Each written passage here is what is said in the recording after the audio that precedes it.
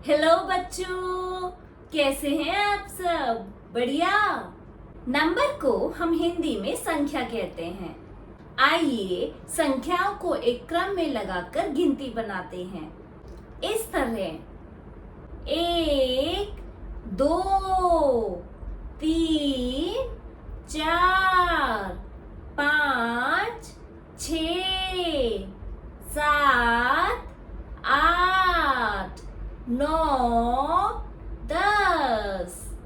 गिनती तो आप सबको 100 तक आती है, लेकिन क्या आपको पता है बाद की संख्या किसे कहते हैं? तो आज की कक्षा में आप अपनी प्रियंका मैम के साथ पढ़ेंगे बाद की संख्या के बारे में। चलिए शुरू करते हैं आज की कक्षा। ये बाद वाली संख्या क्या होती है? बाद का मतलब है किसी दी गई संख्या के ठीक अगली संख्या। जैसे 1 के बाद 2 आता है, 3 के बाद 4 आता है, 5 के बाद 6 आता है, 8 के बाद 9 आता है। बाद वाली संख्या को इंग्लिश में आफ्टर नंबर कहते हैं।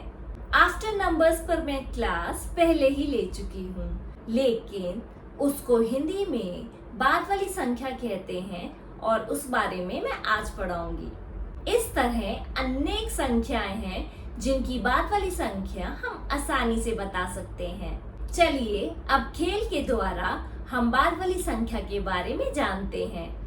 ये एक भालू है जिसको मछलियां खाना बहुत पसंद है। इस भालू के सामने कई सारी मछलियां हैं। सबसे पहले उसने वो मछली खाई जिस पे संख्या 1 लिखी है। अब आपको बताना है कि संख्या 1 के बाद वो कौन सी संख्या की मछली खाएगा।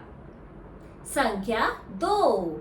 फिर उसने संख्या 3 वाली मछली खाई। अब आप बताइए कि अगली मछली किस संख्या की होगी? 4।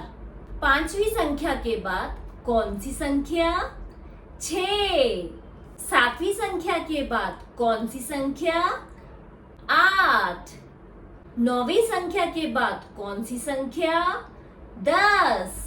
इस तरह भालू ने कई सारी मछलियां खाकर अपनी भूख मिटाई। प्रश्नों उत्तर। प्रश्न, नीचे दी गई संख्या के बाद वाली संख्या बताएं।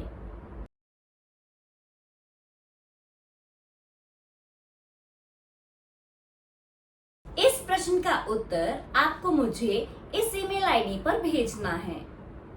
अब समय है एक कहानी का, और आज की कहानी है बेवकूफ धोबी।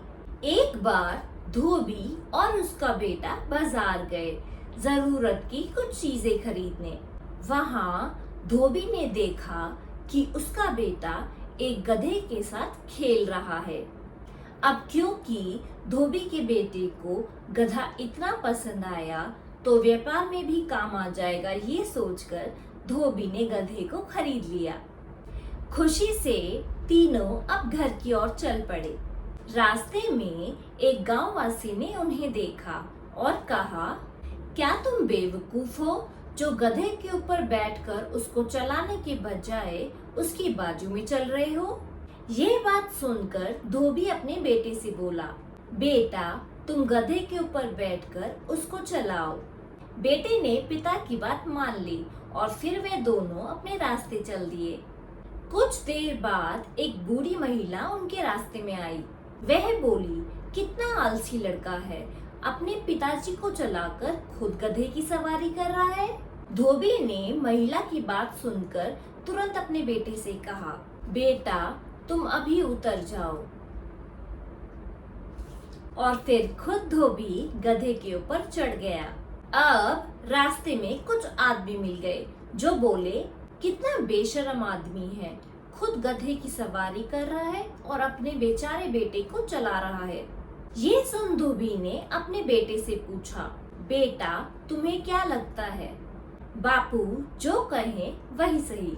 फिर धोबी ने थोड़ी सी जगह अपने बेटे के लिए भी बनाई और अब दोनों गधे के ऊपर बैठकर यात्रा करने लगे। थोड़ी देर बाद वह अपने गांव से गुजर रहे थे तो धोबी ने देखा कि कुछ लोग उनकी तरफ घूर घूर कर देख रहे थे।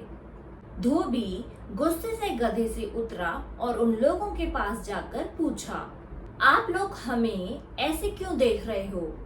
इस पर सारे आदमी हंस पड़े और एक ने कहा, तुम्हें शर्म नहीं आती एक मासूम जानवर को इतना बोझ देने के लिए?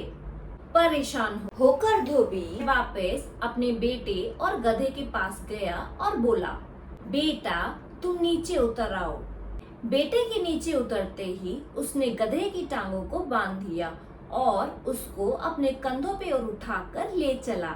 जब वे पुल पार कर रहे थे तो पुल पार करते समय गधे की एक टांग खुल गई और गलती से गधे ने लड़के को लात मारी। इससे लड़के ने अपना संतुलन खोया और इसी गड़बड़ी में गधा पानी में गिर गया।